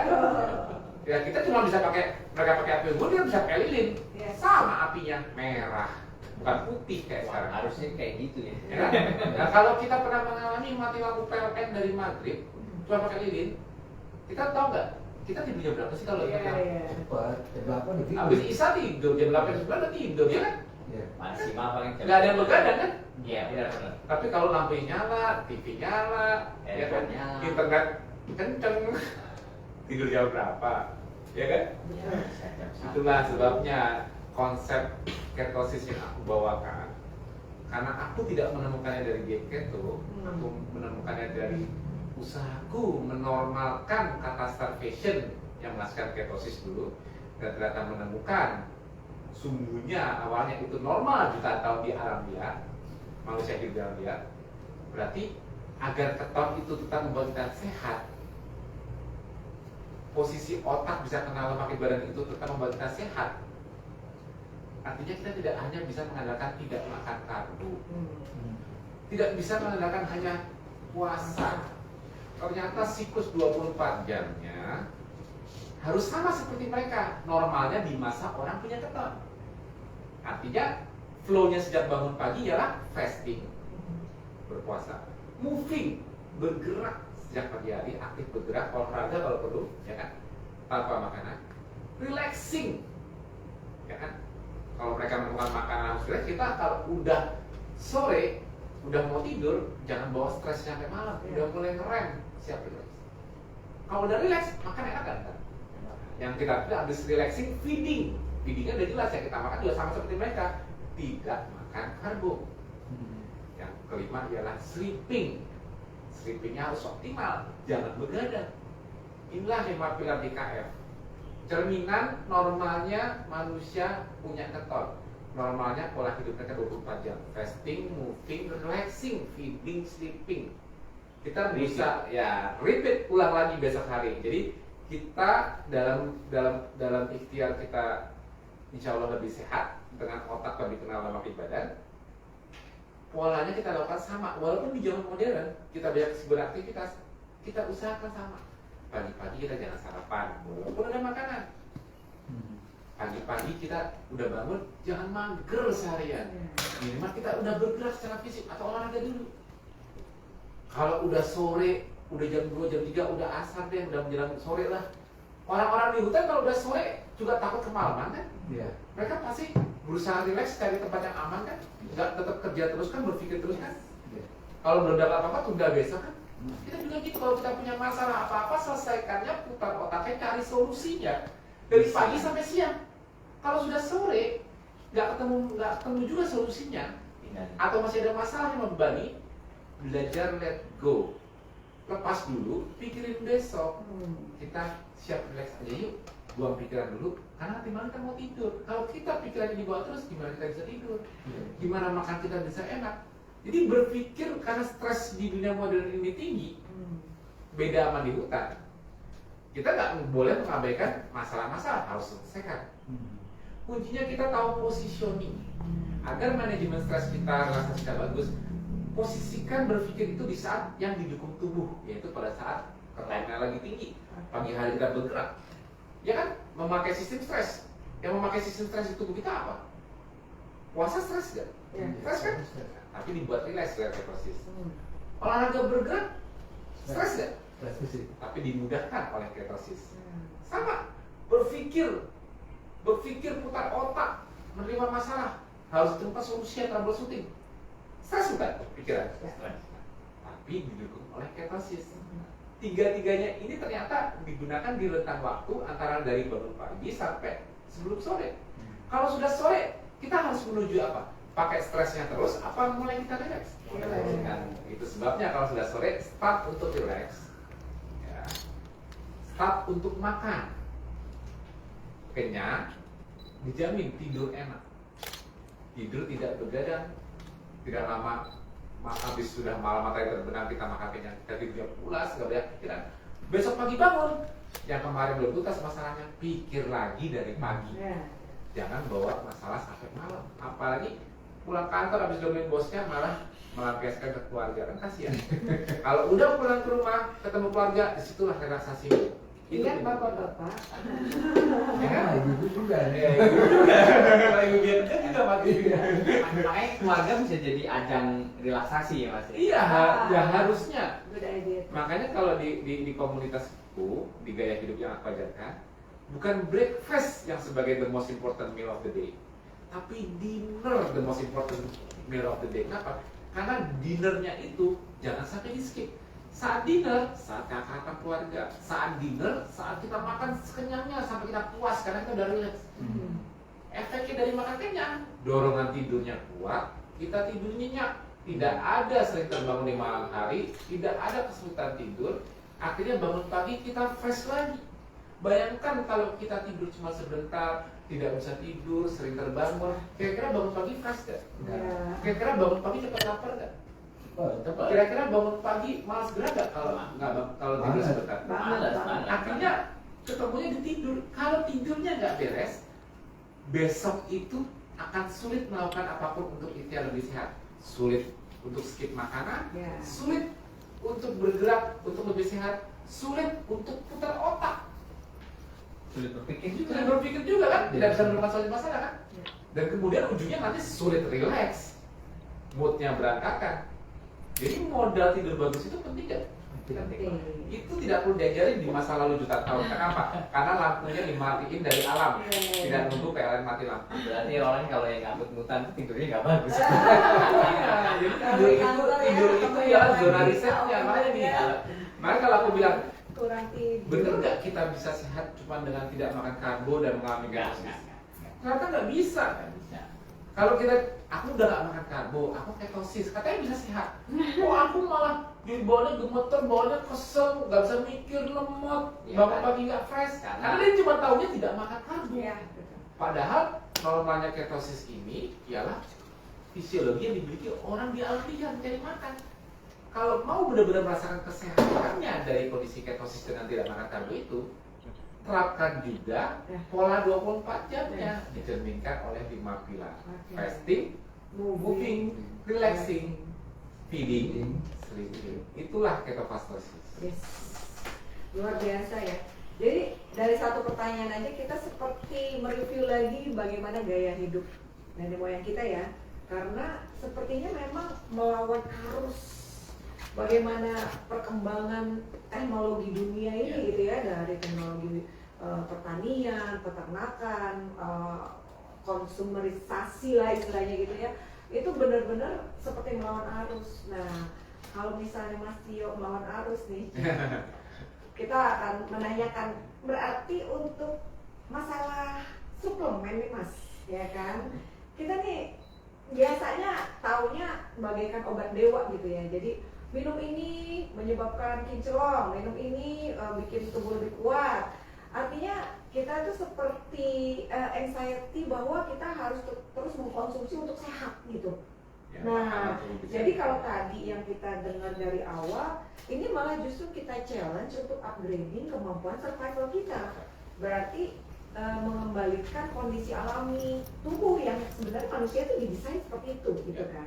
Nah, ini kan melawan arus lagi nih Mas, karena begitu pandemi apalagi ya, orang tuh takut sakit, orang tuh apa, semua dibeli, semua dikonsumsi, semua di stok, yang susu inilah apa-apa segala macam. Nah, ini pertanyaannya Mas, kalau misalnya sebelumnya pola saya juga dulu yang high karbohidrat ya, high carbs ya, tinggi karbo, itu kan merasa bahwa ya harus makan ini untuk menuju sehat. Itu baru satu jenis. Sedangkan Mas Teo udah menjelaskan tentang 5 pilar. Meraih ke sana itu nggak cuma dari makanan. Pertanyaan saya, bagaimana kalau kitanya jaga tidak makan karbohidrat, memilih referensi menu, sebenarnya suplemen itu perlu nggak sih Mas di kondisi kita mengejar ketosis ini? Cukup nggak gitu loh? Kan ada orang, Sorry, aku nggak kondisi mengejar ketosis atau suplemen untuk lebih sehat? suplemen untuk lebih sehat. Lebih sehat. Nah, jadi kan kepikirannya Sehat, vitamin, mineral, dan kayak sebagainya. tadi Mas Tio bilang, aku kalau berhenti karbo kok malah lemot. Nah, gitu loh. Jadi, Sudah memperhatikan nah, the whole 24 hour-nya. yes, gitu. Mantaunya nggak makan karbonya aja. Iya, karena kan ini melawan arus juga nih Mas Tio, karena beberapa kali yang aku lihat kayaknya perlu suplemen ini, suplemen A, suplemen B, C gitu. Itu Secara gimana? makanan aja gitu. Iya. Cara makanan aja ya. Iya, Nah, itu kalau gimana? secara makanan aja. Buat yang masih belum menghindari karbohidrat gitu ya, dengan yang sudah mengikuti lifestyle ketofastosis. Sebenarnya kita gini, jawabannya sebetulnya sudah tidak bisa dirubah secara histori, Oke. karena sudah terjadi. Udah, Ya. udah istilahnya udah Sudah terjadi teruji jutaan ya. tahun lalu bahwa manusia yang mengalami ketosis kira-kira mereka survive nggak tanpa suplemen? Survive. Bukti kan? Kalau aku mau saying the otherwise, aku berarti berubah sejarah dong. Iya. Gak ada drugstore dulu ya. Ya kan, ya kan, ya kan. Kita gini, ya kenapa manusia ini kan ketosis itu memang desain alam dan survival kita di situ, dan memang betul kan mereka mau survive. Tapi untuk survive itu mereka harus melengkapi semua kebutuhan makro dan mikro Oke. esensial di tubuh mereka, benar kan? Yes, yes. Makronutrisi di tubuh kita, makronutrisi itu ada 3 ya, sedikit tricky ya. Oke. Makronutrisi yang kita tahu sekarang ada 3 ya, karbohidrat, protein, dan lemak. Oke. Mikronutrisi banyak macam-macam vitamin mineral ya, Oke. ya semuanya esensial. Tapi dari makronutrisinya ada yang tidak esensial. Dari karbohidrat, protein, dan lemak, Oke. yang esensial ternyata cuma protein dan lemaknya, ya kan? Kenapa gitu, Mas? Karena tubuh yang disebut esensial itu karena tubuh tidak bisa mensintesis materi yang didapatkan dari protein dan lemak, Oke. ya kan? Ada 9 amino acid dan 2 fatty acid ya yang berasal dari protein dan lemak yang tidak bisa disintesis dari tubuh, sedangkan itu dipakai sebagai building block Ya, ya ya. bahan baku. Jadi kalau dia Maksudnya- tidak bisa memperoleh dari makanan gimana dong? Maksudnya sintesis ini badan nggak bisa bikin ya? Gak bisa bikin. Harus dari luar ya? Ya, nggak bisa dibuat tidak bisa dibuat dari turunan yang lain. Misalnya aku makan protein, ya. Contohnya yang dari protein yang tidak esensial, contohnya glutamin. Karena protein macam-macam mas glutamin itu tidak esensial, kenapa? Karena glutamin bisa disintesis dari protein jenis yang lainnya yang dimakan, dari yang esensial. Iya. Nah, glutaminnya sendiri bersifat non esensial. Oh. Kita tidak makan pun tidak ada masalah. Kita tidak bakal kehilangan glutamin di tubuh kita karena bisa disintesis dari turunan yang lain. Contohnya, nah, itu dari protein. Tapi ada 9 amino asid yang harus dipenuhi karena tidak ada. Jadi kita juga tidak bisa milih amino asidnya. Kita makan protein ya dapat semuanya 22 jenis amino asid. Ya Iya. kan? Iya. Sama dengan lemak, kita ada yang esensial cuma 2, omega 3 dan omega 6. Betul. Walaupun ada omega 9 dan sebagainya. Tapi kita makan lemak nggak bisa milih. Kita dapat semuanya. Ya kan? Yang lain bisa disintesis dan disintesis sebagai turunannya. Tapi yang esensial itu dapat dulu. Oke. Ya kan? Ya. Karena kita nggak bisa pilih kalau mau dapat omega 3 dan omega 6 itu ada di lemak. As a whole kita makan. Mau dapat 9 amino asid yang penting, kita harus makan protein semuanya, dapat yang nggak esensial juga. Iya. Dapat yang esensial. Sekarang aku tanya, karbohidrat. Kenapa dibilang nggak esensial? Karena apa? Karena yang diberikan karbohidrat cuma 1 secara makronutrisi. Glukosa. Gula, selesai. Nah, Berarti kalau kita nggak makan glukosa, tubuh harus bisa bikin glukosa sendiri dong. Iya. Benar. Makanya dalam sejarahnya tidak ada orang tidak makan karbo, gula darahnya bisa nol. Pasti ada ya. Artinya gula itu bakal selalu ada. Karena gula itu penting di tubuh kita. Penting. Yang bilang nggak penting siapa? Gula itu penting dalam tubuh kita. Jangan sampai nol. Tapi untuk memperolehnya dari makanan ternyata tidak esensial. Tidak makan pun gula kita tidak nol. Karena kita sudah punya pabrik gula. Lanjut. Nah, Mas, mikronutrisinya gimana? Vitamin dan mineralnya. Kalau karbo tidak memberikan gula yang mungkin memang betul tidak esensial, tapi kan mungkin karbo bisa memberikan mikronutrisinya. Iya, tumbuhan, buah. Ya. Nah, Mikronutrisi yang disebut mikro artinya kecil. Ya. Ukurannya miligram biasanya atau lebih kecil lagi. Jadi kalau kita biasa lihat nutrition fact, kita lihat nutrition fact makanan ini berapa ya? Nah, kalau udah keluar vitamin dan mineral, satuannya udah beda. Ya. Yang tadinya kalau misalnya protein dalam bentuk gram, karbohidrat dalam bentuk gram, lemak dalam bentuk gram, tapi begitu bicara mengenai vitamin dan mineral, ya kan, langsung udah kecil miligram. Artinya 1/1000 gram, ya kan? Betul. iya. Iya dong. Nah, jadi kalau dari 100 gram makanan bisa kita mendapatkan di misalnya gini, kita ambil ikan. Oke. Ikan di nutrition fact ikan salmon lah, anggap aja. Itu kita bisa mendapatkan nilai protein, memang gak ada karbohidrat, protein dan lemak dengan total sekitar 30 gram dari 100 gram ikannya. Oke. Dan mikronutrisi yang terkandung dalamnya itu nggak nyampe 1 gram karena persentase dari 1 gram karena mereka total dari miligram.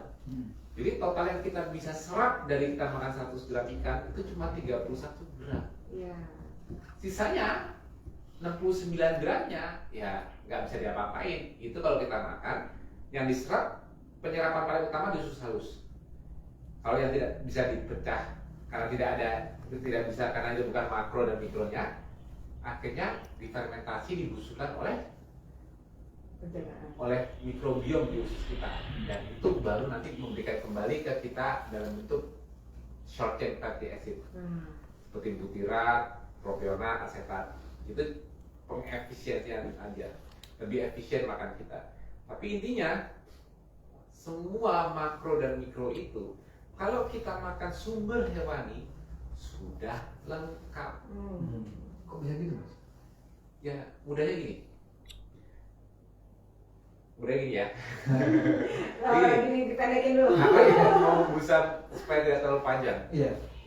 Makanan itu sebetulnya bukan makanan aja deh. Semua kehidupan di muka bumi ini bisa dibagi menjadi 2 jenis. Iya. Ya. Di luar mikrob ya, di luar mikrob, plankton dan sebagainya. Yang terlalu kecil kita singkirkan dulu. Kita bagi yang besar-besar aja menjadi 2 spesies.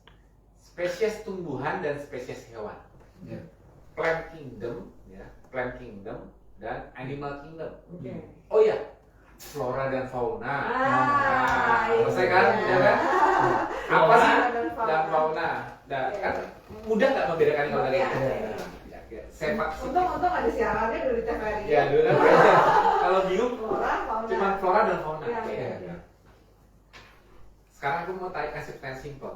Spesies manusia Hmm. itu masuk di flora atau fauna? Masuk ke dunia tumbuhan atau dunia hewan? Animal kingdom atau plant kingdom? Fauna kan? Ya. Iya, lebih ke fauna. Bedanya kita dengan animal spesies di animal kingdom lainnya, yang mamalia juga ya, apa? Otak. Kita punya otak untuk berpikir. Akal. Mereka juga punya otak. Iya. Cuma jumlah neuron kita lebih banyak, makanya kognitif kita lebih tinggi, kesadaran kita lebih tinggi, kemampuan kita memorize-nya lebih bagus, kita bisa berpikir, ya kan? Makanya walaupun kita spesies yang termasuk lemah di muka bumi, alias gini, berarti nggak adu lari sama macan. Berarti kalau adu lari, urusan lari menangan spesies macan, kan? Iya. Berani nggak adu gelantungan sama monyet? Ya kan? Ini kan dia sering gelantungan nih, katanya jago. Kalau untuk sebelahnya nggak ada simpanse, kalau kan diketawain dia. Iya. Ya kan? Kalau ada simpanse ketawain, ya kan? Karena apa? Gak ada apa-apanya. Dia disimpan saja udah bisa lari bantuan, ini baru sebentar aja udah pegel, ya kan? Makanya gak ada apa-apanya kan? Iya benar, kita nggak ada apa-apanya. Secara skeletal muscle, secara kemampuan fisik, manusia itu walaupun yang udah nge-gym, badannya ototnya gede, berani nggak? Lu berantem sama gajah? Gak ada berani kan? Sama gorila lah. Ya, juara Olimpia aja juga belum tentu berani lawan sama gorila atau lawan itu kan, belum kan? Ya kan? Karena apa? Karena kita jangan beradu muscle atau beradu kemampuan fisik dia sama spesies lain, kita gak ada apa-apanya. Kalau udah tahu kita lemah, tapi kok kita duduk di sini mereka di kebun binatang. Iya. Yang membedakan apa? Karena mata kita lebih pintar ya. Itu toh. Tapi aku tanya, mereka punya jantung nggak? Punya. Mereka punya liver nggak? Punya. Mereka punya paru-paru nggak? Punya. Mereka bernafas nggak? Benar. Mereka bergerak nggak? Bergerak. Mereka bisa terbang? Iya. Bisa berenang? Ya. Nggak diri di tempat, tumbuh dari tanah, nggak kemana-mana kan? Iya, iya. Mereka bergerak kan? Obang. Nah, kita seperti itu nggak? Iya. Ya. Kita seperti itu sama seperti mereka punya jantung liver, cuma bedanya otak kita doang. Iya. Artinya, untuk fungsi kita bergerak ini kalau sehat kita harus memenuhi makro dan mikro esensial. Artinya di tubuh kita ini terkandung semua yang esensial untuk berfungsi dengan normal. Mereka juga harus mengandung hal yang sama nggak? Sama. You know? Benar dong? Ya kan? Kalau sapi kekurangan di dalamnya nggak ada mikronutrisi tertentu, bisa nggak dia berfungsi? Nggak bakalan. Pernah dengar sapi diabetes atau sapi kena stroke atau sakit jantung lah? Ada nggak? Nggak ada kan? Ya sapi biasanya langsung mati ya. Iya. Nggak pernah ditunggu sampai diabetes ya, nggak ada yang bawa ke ICU. Tapi emang bener sih. Ya bener kan? Ya. Nah, artinya kalau mereka fungsi kalau animal kingdom fungsinya itu tidak jauh beda dengan kita. Untuk mereka berfungsi hidup juga sama seperti kita. Kalau kita makan mereka, anggap aja aku cukup primitif dan aku kanibal, ini makananku. Ya. Kalau Mas Doni itu sehat, ya cek lab semua bagus, aku makan dia, aku dapat nggak semua nutrisi dia? Dapat. Makro dan mikro esensial. Dapat semua. Tapi aku nggak bakal dapat karbo di dia, Iya. Ya, ya. Betul. karena aku kan nggak minum darahnya, ya kan? Iya, iya. Ngerti. Ya kan? Nah, akhirnya kalau kita makan hewani, memakan sumber makanan yang fungsinya di kingdom kita, apapun yang penting dari makro dan mikro kita pasti dapat. Nggak usah pikir lagi, nggak usah cari-cari lagi, pasti ada. Sedangkan plant kingdom itu tidak sama dengan kita. Contoh yang begini, Binaraganet, aku jelaskan aja ya.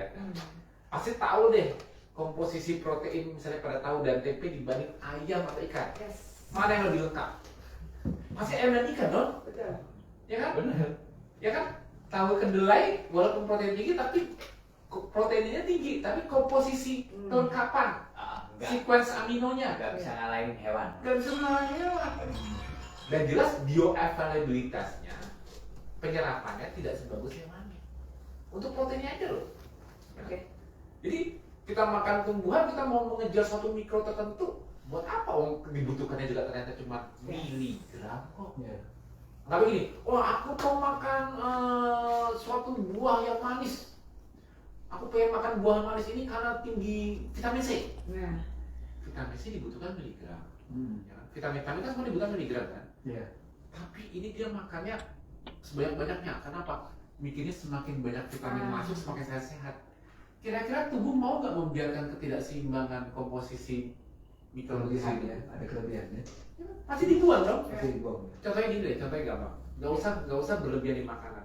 Kalau ketakutan mikronutrisi kurang, beli suplemen vitamin dan mineral, minum langsung 5 kapsul, pelan. Sebentar, tungguin pipismu warnanya Iya, apa. iya. Berubah. Langsung Berubah kan? Iya. Karena tubuh tidak mau menerima mikronutrisi berlebih. Kenapa? Karena jatuhnya malah jadi racun. Iya, iya. Akhirnya dia harus dibuang lewat sistem urin, ya kan? Karena akhirnya kembali normal, berarti buang duit dong, Iya. ya kan? Berarti diperlukan Hanya Secukupnya. makanya disebutnya mikro. Sedangkan yang kita butuhkan dalam jumlah besar sudah pasti disebutnya Makro. makro. Itu sebabnya.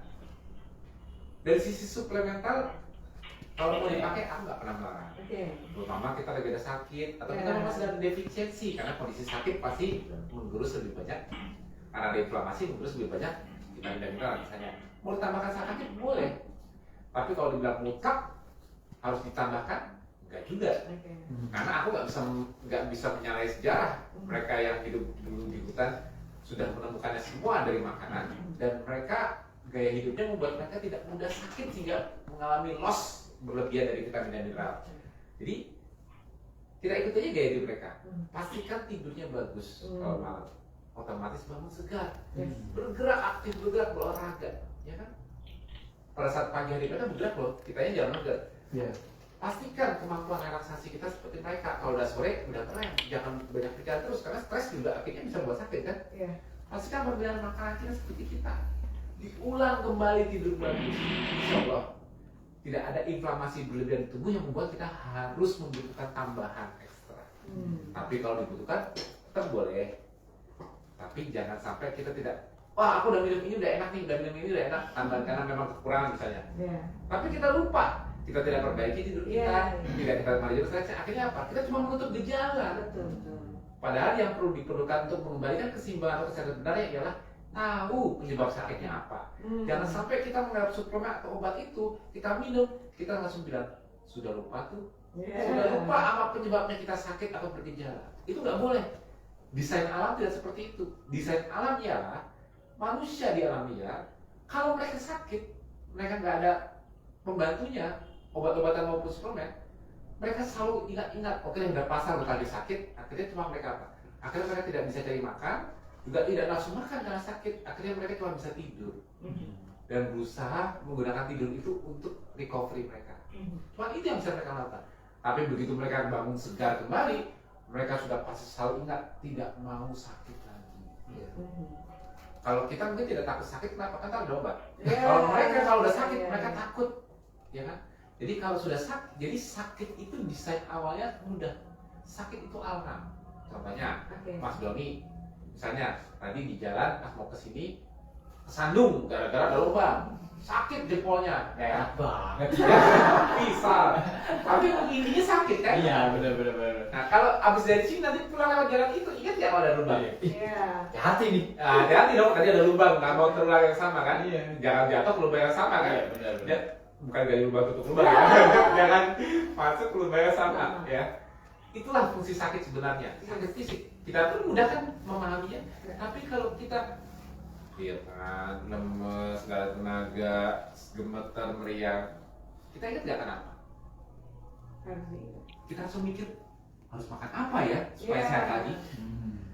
Karena kita selalu mencari opsi saat ini untuk segera menyamankan. Sedangkan di masa lalu tidak ada opsi menyamankan. Cara menyamankan diri orang di masa lalu hanya bisa dengan tidur, karena kalau tidur dia nggak merasa sakit. Itulah sebabnya sakit itu mulai kita lihat esensinya secara berbeda. Sakit itu menjadikan pengingat kita. Kalau kita sudah sakit, jangan terulang penyebab yang sama. Selalu berusaha mengkoreksi. Karena kalau baru terjadi sakitnya, kita masih ingat penyebabnya. Karena belum jauh kan penyebabnya. Tapi kalau orang tiba-tiba udah sakit yang kronis, contohnya diabetes, hipertensi, penyebabnya kan bukan karena kemarin digigit nyamuk diabetes, bukan digigit nyamuk hipertensi. Artinya kan ini kan kekronisan, akumulasi. Artinya gangguan keseimbangan di gaya hidup 24 jam berbulan-bulan bertahun-tahun akhirnya memuncak menjadi diabetes, hipertensi dan metabolic syndrome lainnya. Itu kan artinya dia lupa terus, alfa terus, tidak ingat. Padahal sebelum muncul diabetes aku yakin tubuhnya sudah sedang mengingatkan. Udah mulai dari sering masuk angin, udah mulai gampang lapar, kok bawaannya cepat lemes, tenaga kurang, dikit-dikit harus makan karbo tinggi lagi supaya bisa seger lagi. Dia lupa, dia nggak tahu kenapa. Saya ikutin aja, tapi nggak tahu saya malah makin parah. Masuk lubang itu lagi. Artinya kita tidak menggunakan sakit sesuai esensinya diciptakan, yaitu apa? Sebagai pengingat. Sakit adalah ingat. Sakit kejeblos lubang, inget tuh menghindari lubangnya. Masa sakit karena pola hidup salah, tidak pernah ingat, tapi selalu mencari harus makan apa supaya saya tidak pusing, tidak lemes, tidak meriang. Tuh kuncinya. Jadi kita merubah pola berpikir dan pola hidup menyelaraskan seperti gaya hidup di masa lalu. Itulah esensi dari KF. Supaya dia tidak, memang kita tidak sempurna, tapi berusahalah mengharmoniskan seperti desain yang manusia ditaruh di alam liar jutaan tahun, itu pasti desain paling benar. Kitanya kalau sampai sekarang teknologi meningkat tapi malah penyakit banyak, berarti ada salah desain, bukan salah desain di tubuhnya, salah desain di petunjuk alamnya. Berarti nggak balance ya, Mas? Betul. Sering imbalance. Petunjuk alam sekarang tidak seperti petunjuk alam dulu. Petunjuk alam dulu mati lampunya dari matahari. Kalau sekarang kalau PLN nggak mati lampu, kita nggak tidur, Nggak sampai jam ya kan? setengah 12 tuh masih Bener kan? cek. Karena masih- petunjuknya itu sudah Ya, beda. betul. Cluenya untuk makan kita nggak ada petunjuknya, apa harus puasa? Oh, ada bubur ayam lewat kok. Iya, bisa GoFood, bisa. Kenapa harus kita olahraga atau jalan kaki jauh-jauh? Oh, ada mobil, ada motor, tinggal gojek. Ya, ya, ya, ya. Cluenya itu udah beda. Jadi kalau kita tidak mau terjebak dengan clue yang salah, gunakan 5 pilar ini sebagai barometer. Walaupun clue sekarang beda, aku mau mengacu ke clue yang dulu. Oke. Gitu loh. Berusaha menerapkannya di zaman modern. Karena sekarang nggak ada yang mau balik ke hutan ya. Kalau mau balik ke hutan tapi tetap sehat, minimal polanya diterapkan juga. Itu inti dari kami. Betul nih, untuk generasi muda binaragana nih, nanti kita juga akan bisa ngobrol sama Mas Tio dan narasumber lain di tanggal 3 Juli ya Mas. Gimana Mas? Ya, betul. Tanggal 3 Juli nanti kita akan ada seminar ya di Jakarta Design Center Betul. bersama narasumbernya aku sendiri, terus ada Dr. Azharul Yusri, Oke. dan juga ada Mbak Eva, Mbak Evi Wahyuni Mbak Evi dan Mas Edi Mas Pramono. Edi Pranata dari Keto Fitness Indonesia. Nah, ini pertanyaan keberapa yang boleh saya tanyakan nih dari binaragana? Iya, kapan aja boleh ya. 2 jam lagi masih ngobrol. Ini ada pertanyaan lucu-lucuan nih Mas. Karena kalau saya sih secara pribadi di keluarga atau teman gitu ya, oh lu diet ya, nggak makan nasi gitu ya. Dengar-dengar Mas Tio dulu sempet loh disangkain ahli alternatif karena mengajarkan ilmu tidak makan karbohidrat. Cerita dikit Mas, buat seru nih Mas. Ya, kan seperti cerita awal kan awalnya dilakukan menciptakan ini kan dulu kan untuk kepentingan pribadi, untuk anakku sendiri ya, bukan untuk siapa-siapa. Dan aku melakukan sendiri juga untuk diri sendiri. Tapi ya, walau ada orang yang ikut bertanya melihat perubahan di anakku, perbaikannya dan ingin mencoba. Akhirnya dulu sebelum ada komunitas ketofastosis yang aku dirikan tahun 2016 kemarin ya, aku sebenarnya sudah ada yang secara berkonsul lah, Ya. berkonsul bertanya pada aku di sejak tahun 2011-2012 lah kalau nggak salah ya. Nah, jadi di masa dulu di Indonesia itu nggak ada itu namanya orang dengan keto dan sebagainya. Oke. Jadi orang yang datang ke aku karena begitu ketemu aku nggak boleh makan nasi, nggak boleh makan karbo, terus membatasi jendela makan. Jadi dulu orang yang ke aku tidak makan karbo itu dibilangnya ini suatu pengobatan alternatif. Karena memang jujur dulu awalnya karena aku untuk tujuan terapeutik ke anak pengobatan. Nah, orang yang dulu sebelum tahun 2012 belum ada komunitas, orang yang mau tidak makan karbo hanya cuma kalau sudah sakit. Iya. Jadi yang datang ke aku tuh antara diabetes, kanker dan sebagainya. Jadi mereka datang ke aku tuh seakan-akan aku suatu pengobatan alternatif. Iya. Karena apa? Nanti kalau ketemu sama dulu aku dipanggilnya Gantio, tapi karena dipikirnya karena Pak kan Nur Agus Prasetyo. Oke. Tapi dulu aku dipanggil Agus. Kalau ke Pak Agus, itu nanti pengobatannya diajarin tidak makan karbo. Jadi seakan-akan alternatif. Berarti namanya ganti dong ini. Aku Tio Prasetyo. Seru banget ya. Jadi teman-teman yang belum pernah tahu ketofastosis atau juga ingin memperbaiki gaya hidupnya, jangan takut karena dulu Mas Tio udah jadi korban penderita ya, sampai ahli alternatif, padahal sebenarnya sudah didasari oleh jurnal-jurnal yang internasional ya Mas Tio, dan bisa dijelaskan secara fisiologis bagaimana sebetulnya gaya hidup nenek moyang kita itu sebetulnya adalah yang betul-betul natural design gitu ya, natural design yang sebetulnya kita harus ubah dan sedikit melawan arus. Setelah ini mungkin ada Coach Rega atau Coach Doni mau bertanya tentang otot, karena kan kita di binaraga.net ini tentu hubungannya dengan otot. Bagaimana koneksinya dengan, sebetulnya sih kepengen nanya, cuman waktunya mungkin kan. nggak apa-apa, last ini aja question. Gimana? Mulai. Apa namanya, kalau mau tanya tentang itu Mas Tio, kalau misalnya kita biasa latihan dengan bahan bakar karbo gitu ya. Iya. Nah itu bedanya akan bagaimana kalau misalnya kita latihan dengan bahan bakar keton. Iya. Kira-kira akan bagaimana perbedaannya? Kalau sudah gini, aku jelaskan dari basic dulu. Iya. Berapa lama waktuku? Oke, aku jelaskan aja ya. Belazan. Oke. Sebetulnya gini, ketosis dan non ketosis, ya. Oke. Metabolisme yang dari bahan bakar karbo itu sebetulnya tidak ada. Adanya cuma ketosis dan ketosis. Kalau ketosis artinya otak pakai keton, selesai. Berhenti dulu di situ. Kalau non ketosis artinya otak pakai gula, selesai. Jadi yang membedakan metabolisme gula atau itu yang disebut metabolisme gula itu sebetulnya otak pakai gula. Nah, sebetulnya yang disebut metabolisme ketosis artinya otak pakai keton, selesai di situ. Kalau kita bicara otot sama. Oh, Sama. Kamu mau tahu kenapa? Contoh, sebelum olahraga, sebelum latihan beban, kita makan gula dulu. Gula darah naik kan? Ya. Tapi diturunin nggak sama tubuh? Turunin. Diturunin. Mau nggak gula darah naik? Kita nih, sarapan roti dulu, bubur dulu, mau olahraga. Jangan membayangkan gula darah kita itu 500, 300 di bawah itu, kita mau nggak bisa olahraga kalau gula darah setinggi itu. Gula darahnya kembali turun normal, ya kan? Kembali normal lagi. Kalau kelebihan yang disimpan jadi lemak, kalau glikogen di otot kurang ya isi glikogen. Intinya pada saat berolahraga, otot itu kan pakainya apa? Ingat nggak? Gula kan? Gulanya gula yang di mana? Gula yang Di otot. ada di otot kan? Iya. Yang sudah disimpan dulu belum? Iya. Namanya glikogen di otot bukan? Ya. Itu. Nah, aku belum makan. Kira-kira glikogen di otot kok ada nggak? Ada. Kalau glikogen kosong aku nggak bisa angkat tangan nih. Belum makan dari kemarin, tadi pagi juga aku udah nge-gym loh. Iya. Aku nge-gym dari jam 9 kurang sampai jam 11. Oke. Udah ngabisin tenaga, tapi aku juga tetap belum makan. Kalau glikogen di otot kosong, aku nggak kuat ngangkat gini. Ya kuat lah. Tapi ternyata glikogen itu ada lagi tuh. Nah, artinya untuk otot syaratnya ialah glikogennya harus selalu direfill kembali.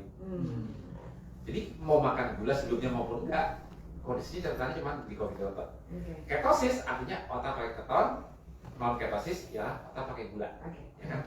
Ya. Kalau aku belum makan, kita di kondisi bangun pagi fasting, kita mau olahraga, yang mengizinkan kita olahraga, yang menggerakkan otot-otot kita, siapa yang menggerakkan? Otak. Otak kan? Ya. Sebesar apapun ototmu, kalau otakmu tidak menggerakkan, mau bergerak nggak? Iya. Bisa ngangkat nggak? Itu kan? Nah, itu dia. Jadi otak dulu selalu kuncinya, karena kita cuma lokomotor, otak itu sistem sarafnya. Otak dapat energi, otak bisa menggerakkan. Jadi kalau, aduh, aku lemes nih, yang lemes itu bukan otot, ini yang lemes. Ototnya nggak pernah kehilangan glikogen kok. Kadang-kadang orang sampai, aduh aku ototku lemes nih kurang gula. Salah. Itu terlalu awam cara Berarti kalau berpikirnya. tangan ini gini. Nah, ini berarti glikogennya nggak ada ya? Iya, nggak mungkin kan? Nggak Nggak mungkin kan? mungkin. Aduh, ngangkat Ototnya bisa. ada glikogennya, Ya. cuma kontrol sininya tidak bisa menunjukkan kenapa. Ini kekurangan tenaga jadi kita lemas. Iya. Aku habis makan, seger nih bisa angkat beban. Ya, ininya dikasih gula. Apa ininya? Otaknya. Otak, ya kan? Ini yang dikasih. Jadi intinya kita cuma sebetulnya makan sebelum olahraga itu ternyata rahasia fisiologi itu cuma memberi makan ke otak. Oke. Nah, kenapa ketosis itu tidak perlu makan, kita tidak bisa tetap aktif bergerak? Karena kan belum dikasih lemak dari makanan untuk jadi keton. Kira-kira lemak di badan kurang nggak untuk buat keton? Banyak banget. Tapi kalau belum makan gula dari makanan, kira-kira gula darah cukup nggak untuk pakai buat otak? Bisa kurang. Pasti, ya kan? Itulah sebabnya keton itu memerdekakan otak supaya bisa free bekerja mengontrol otot. Itulah bedanya. Kalau otak masih pakai gula otaknya, memang sudah betul. Ya makan dulu gulanya. Untuk apa? Bukan untuk ototnya, untuk otaknya supaya bisa menggerakkan. Tapi kalau kamu ketosis, kamu tidak harus makan untuk berolahraga. Kenapa? Asal otak selalu dapat keton secara konstan dari lemak, tidak harus makan lemak dulu kalau perlu. Lemak di badan dilepas aja, digerakkan, dilepas. Kan kalau kita bergerak kan lemak di badan kan terlepas. Jadi keton juga kan otak. Itulah yang membuat ketosis itu tidak terbelenggu oleh makanan. Kalau pas ngangkat bebannya, orang yang otaknya pakai keton, ngangkat bebannya pakai glikogen juga nggak Dok? Pakai. Nah, ini yang, loh Mas, harusnya ada tanya kayak gini. Tuh Mas, kalau otot pakai gula dari glikogen, kalau udah dipakai kan glikogennya kosong, isinya kan pakai gula lagi.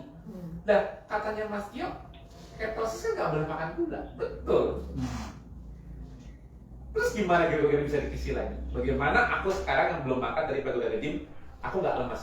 Kenapa? Berarti kan glikogen itu diisi lagi. Dari mana glikogennya? Apakah lemak bisa jadi gula? Ternyata otot itu menggunakan gula tidak pernah sampai nol.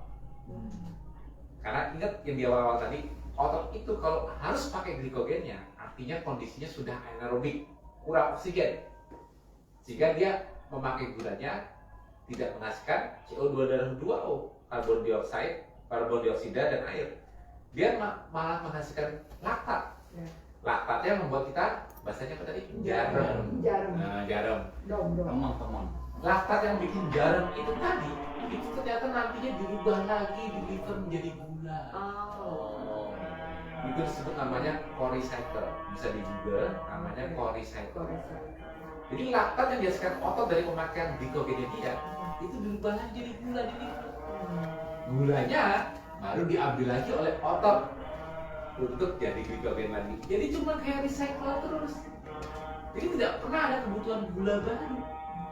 Karena kalau otot pakai gula, tidak pernah butuh gula baru. Kenapa? Karena jadi laktat dan dirubah lagi. Jadi glikogen di liver kalau udah dirubah jadi laktat dan dirubah oleh liver jadi gula, gula disimpan lagi jadi glikogen. Glikogen dipakai lagi oleh otot saat oksigen kurang, kontraksi. Jadi laktat lagi, putar lagi. Kalau kayak gitu, siapa yang biaya energinya? Merubah laktat menjadi gula itu kan butuh energi Mas liver. Betul. Yang biaya siapa? Siapa Mas? Lemak. Harus makan lemak dulu? Enggak. Saat puasa, lemak di badan dilepas di darah, bisa dipakai siapa aja kecuali otak. Lemak darah yang dilepas itu dirubah dulu liver jadi keton, otak baru bisa ikut pakai. Tapi lemak itu bisa dipakai liver juga untuk energi. Otot saat ada oksigen, jantung berdetak pakai lemak. Nah, intinya, akhirnya orang yang otaknya pakai keton, suruh tubuhnya itu akhirnya pakai lemak. Alias tubuh kita bersifat liposentrik.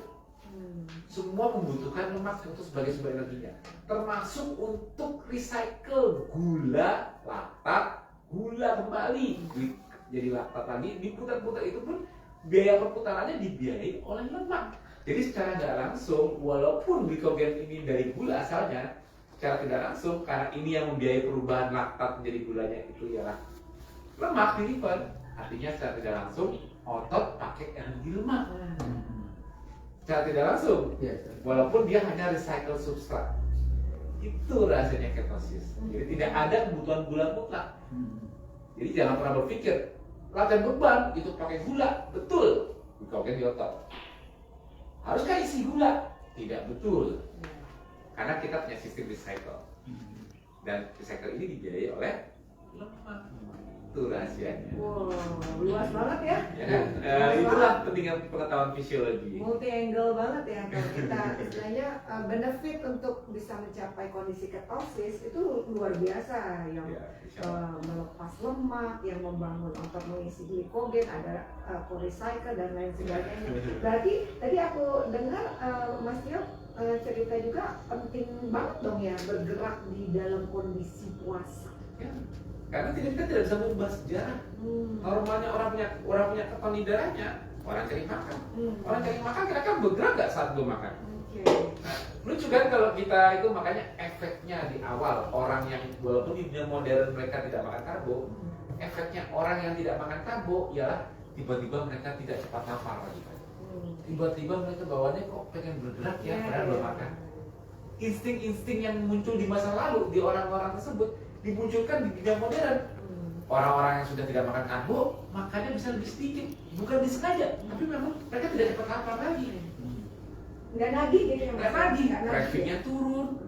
Kok tadinya aku kalau makan harus 3-4 kali sehari, sekarang kok makan sekali 2 kali cukup ya. terus makan itu kenyangnya pas ya, tahan lama ya karena dimakan hewani.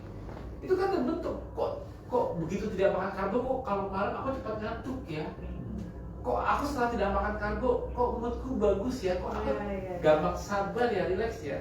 Yang aku ajarkan tadi 24 jam yang terjadi di masa lalu itu instingnya muncul walaupun mereka belum tahu KF, tapi mereka tidak makan karbo aja.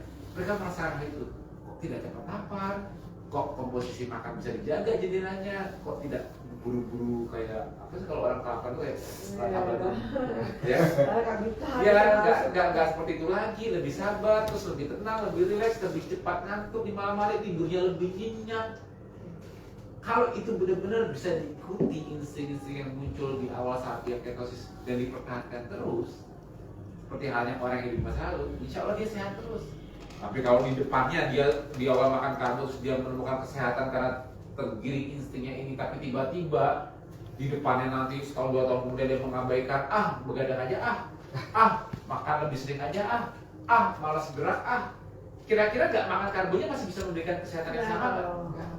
Jadi kesehatan itu tidak hanya dari tidak makan karbo, jangan mengadakan itu, jangan mengadakan aku udah ketosis harusnya sehat, nggak bisa.